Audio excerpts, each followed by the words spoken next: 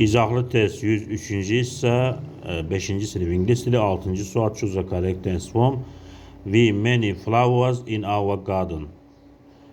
Plantla işlənib. We plant many flowers in. Biz bağımızda çoxlu güllər əkirik. Abandonda we plant many flowers in our garden. Biz bağımızda çoxlu güllər əkirik. İndiki sadə zamanda da cümlə doğrudur. A bəndi doğru cavabdır. Bu bəndlər niyə olmaz? B bəndində plants var. Plants fe'lin sonuna indiki sadə zamanda s çəkilsini biz üçüncü şəxsin təkində he ilə, she ilə, it ilə əlavə edirik. C bəndində to plant ona görə olmaz ki biz tonu artıb fe'li cümləyə daxil edirik.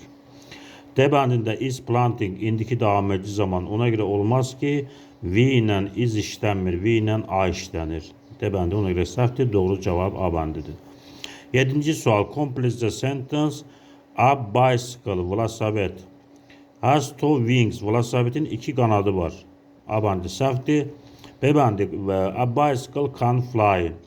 Velosiped uça bilir. B bəndi səhvdir.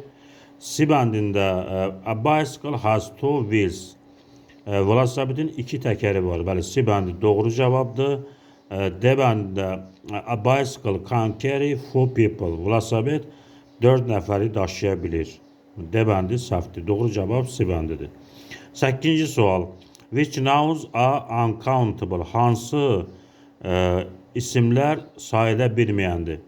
1. Information, məlumat sayıla bilməyən isimdir. Help, kömək sayıla bilməyən isimdir. 1-2.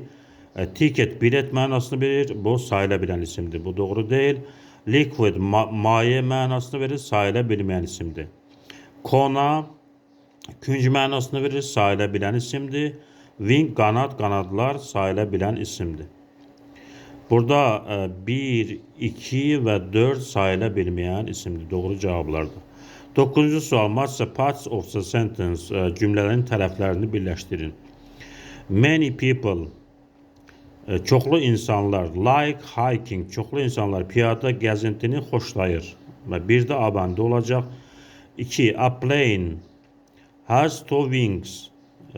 Təyyarənin iki qanadı var. 2-də D bəndi olacaq. 3-də the rivers, baxaq hansı bənd olacaq. Çaylar look like blue roads. Çaylar mavi yollara bənzəyir. 3-də də olacaq B bəndi.